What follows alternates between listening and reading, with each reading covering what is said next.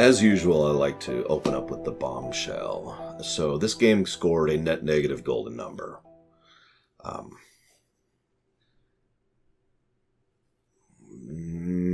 Okay, so everyone who is going to has dived to the comments to hate on me.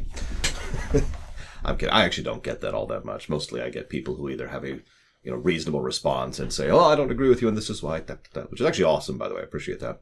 And then I get people who tell me that you're dumb and then just leave, and that's actually pretty infrequent. But I do want to open up with that because this is one of a type of game that I like to think about, but I hate to review. If that makes sense. It's a game that has promise. Let's rewind a second. So I like to talk about the behind the scenes first, but I'm actually going to talk about that second. Because I want to talk about the gameplay first. Because the gameplay has some really cool things going for it. The combat system itself is engaging. It's a little bit of a risk-reward versus building up your character in a manner that you decide based on how you customize your guns throughout the course of the game. What I mean by that is you can set yourself up to really have one gun that just shoots periodically but hits like a truck, which we actually had, or a gun that gives you a second option so you can take 2 actions per round while hitting like a truck. Or you could try to really go all in on doing as much damage per turn as possible. Or you could try to build up your ATB bar so you have such fast turns you don't even need the haste spell and so forth and so on. That's cool. I also like how the gun customization itself. So the way this works is actually really neat. Guns have 2 attributes. Well, they actually have like 7, but they have 2 attributes that matter. The stats and the specials, okay? So the stats this is actually a really cool concept for 2 reasons. I gave this 2 positives total, by the way. So the stats is just damage, I think it's damage, PE energy, and crit rating, I think. But it's how well the gun performs. This is also true with armor, by the way, which I'll come back to in just a second. So that's cool, and I like that. But guns also have specials and special slots. It's little rectangles underneath the gun, right? And it's got a little icon or nothing. The nothings are the really interesting part. So those gun icons can change things, but the places where there's an empty slot, you can claim a special from another gun or another piece of armor and put it onto the new one. Now, this is brilliant for 2 reasons, and this is really the source of the 2 positives. Number 1, it means that you never have to hold back on or hold on to or bank your stat ups. As you're going throughout the game, probably the biggest source of stat ups throughout the course of the game is little items that are like +1 defense or +2 offense or whatever. And you apply those to your weapons or your armor directly to straight up increase the stats, right? That's cool. But because you can transfer those to a new gun, you never have to hold back about that. You can always apply it without fear of being at that point where it's like, oh God, but I might get another better gun around the corner and I don't want to waste these items on it. I found myself falling into that trap until I realized that I could transfer those forward. But the other thing is it allows you to customize the gun itself and the armor. If you have a really nice suit of armor that happens to have an open slot, you can put on a thing so you're just immune to confusion, which is helpful during the final boss fight, or the Chrysler building. Or you can have a gun that has the double action command, so you can take 2 actions per round, and then you can put something else on it, like, I don't know, maybe triple shot, so you can actually shoot 6 shots per round, which is what I ended up doing. And there are a fair number of other permutations you can do with this, and that's awesome. So you don't have to hold on to things, and you can change it to customize your build how you'd want to. Both excellent systems and very cool. Both of these are also complemented by the combat system itself. So the combat system, I was trying to explain this on camera to a couple people who were popping in, midstream, and I was apparently failing at it, so I'm going to try terribly now that I don't even have the visual of the game to help with this. So the way this works is the combat's full real time. You can run around, and the enemy runs around, and they shoot at you, and you shoot at them. Here's the thing. It's real time with commit. So when you enter the menu, the game pauses, and you can take however much time you want to decide your commands and who you're aiming at. But once you've given your orders, you're committed to them. Now, this is significant because let's just use a random example here. Let's pull the brush up and the water. Okay, so I'm the water. I is the water here. And this is the enemy. And the enemy's doing this, right? Just kind of doing this pattern like this. So if you pause here and start and queue up 3 shots, you can't move or dodge or do anything while these 3 shots are going. The enemy can. So first shot goes off, it hits. Second shot goes off, does less damage. Third shot goes off and misses completely because they're out of range now. See what I mean by commit? It's actually better to start that when they're on approach. You'll get one small shot and then probably 2 full shots. So there's not much, but there's a little bit of tactics to how you apply that. And of course, you can't move during it too, so you want to make sure those happen immediately after enemy attacks, not before. That's a very cool system. Here's how the game screws it up. The biggest problem by far, it's actually twofold, but the really big problem is the arena design.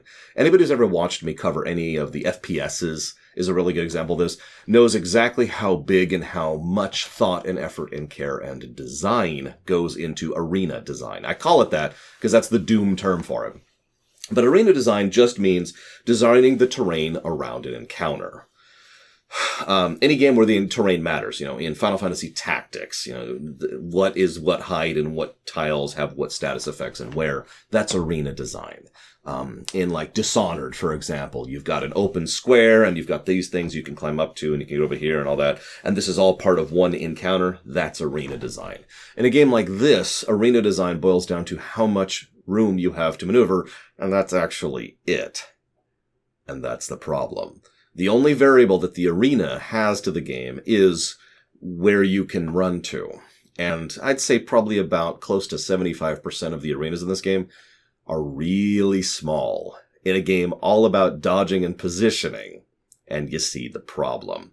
So what should be an interesting and fun engaging combat turns into an irritation, a frustration, or a boring slog, where the best option is literally just tank it and fire right in their face, because several of these arenas are literally just narrow corridors where dodging is actually impossible.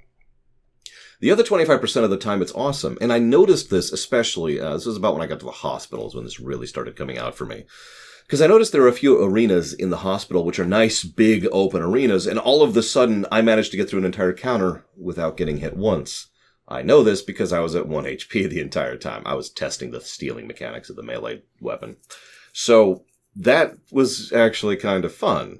Now that would probably get old after a while because there's nothing to vary the combat. This is the other problem I mentioned.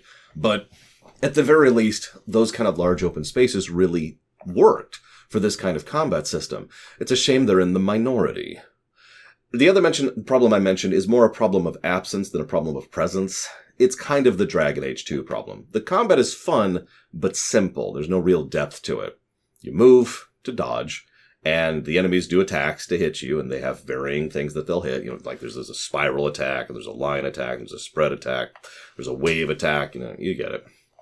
And you have the ability to shoot them with varying guns, with varying ranges, and the spells you can cast, which are honestly pretty basic, and some of which are not super useful. That's it. Fun, but simple. Now, the one thing that this game does substantially better than Dragon Age 2 is the encounter rate.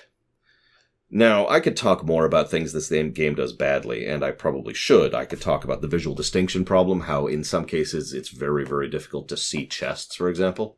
I could talk about how walkthrough-itis-y this game is, because in some cases you have to interact with a part of the terrain and background that looks no different than any of the rest of the terrain, but is the one spot you're supposed to interact with to progress the game. I could talk about how when you try to interact with something, it has a very narrow field of interactability. To explain that briefly, let's say that there's a bottle, and I want to be able to pick up the bottle. But the way the game is designed is the game designers, they paint an interactable terrain around this, a spot, if you will. And this spot, anytime you hit the interact button within this spot, you interact with that item. In Parasite Eve, that spot is like this tiny little thing. So you have to be right on it and facing the right way. And it's not always logical. My personal favorite is when I was trying to pick up a phone. So I had to go about 2 or 3 feet to the left of the phone and interact with the empty table over here to pick up the phone and save my game. Now, hang on. It's actually worse than that. Because if you're playing this game without a walkthrough, what you might do is you might run along the wall, hitting B, trying to interact with stuff, or X, I guess, in this case, and trying to interact with stuff and trying to figure out which thing you're supposed to interact with.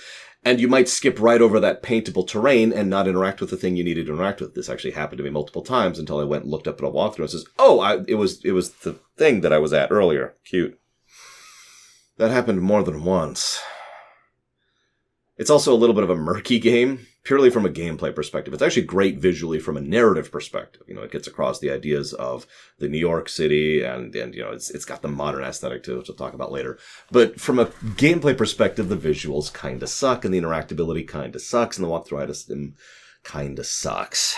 Some of the boss fights aren't super great either. The final boss fight can go to hell. The final escape through the ship is actively mean.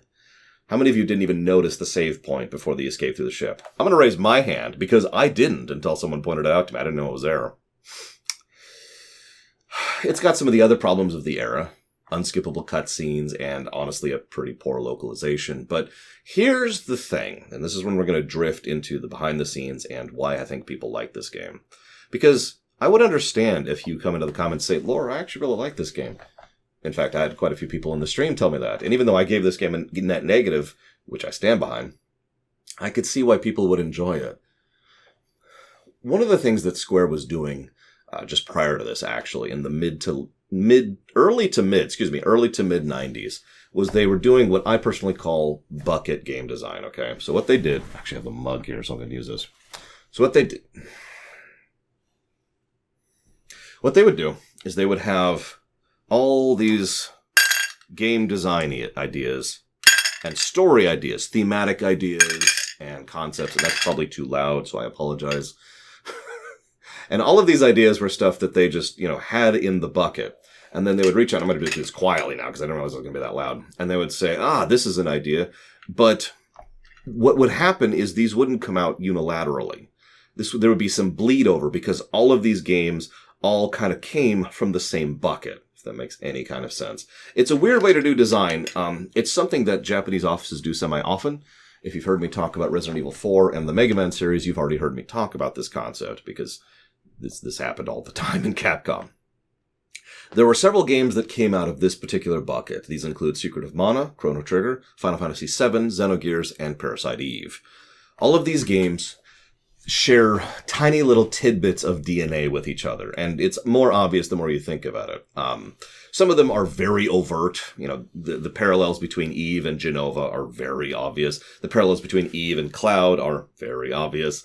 But there's also some other, Xenogears-y kind of vibes here, and you can see how Xenogear has some bleed over into FF7, and you see the general concepts across these things. And of course, this is on the gameplay axis as well. If you pay attention to how this game is designed, its encounter system is almost copy-paste from Chrono Trigger's. So I haven't really talked about that yet, but I'm doing this deliberately. I shouldn't even say that. Did you know I actually structure these ruminations? Some people say I'm unfocused and just meander. Those people are wrong. I actually think about this quite a bit. So, to get into my segue, my bridge, one of the things that happens in Chrono Trigger is there's no random encounters. There's static encounters. There's encounter spots. Now, there's actually two types of encounters in Chrono Trigger, which I only know because I've tasked the game. So, by the way, you should totally watch that task. One of which is you walk over a spot, you get a specific encounter. The other is scripted, which tends to be encounter location-based, but isn't necessarily. In other words, you can dodge the spots, you can't dodge the scripts. That's the summary there. Same thing in this game. Exact same system, actually. And that's one of the first reasons why I think people like Parasite Eve. It actually steps over most of the mistakes of JRPGs of the era. No, think about it for a second. For all the complaints I just mentioned, does this game have grind? I mean, you could argue the Chrysler building is a grind, but it kind of isn't. It's pretty rewarding and still follows the same basic precepts as the rest of the game. So, no. I never had to actually stop and grind the entire game.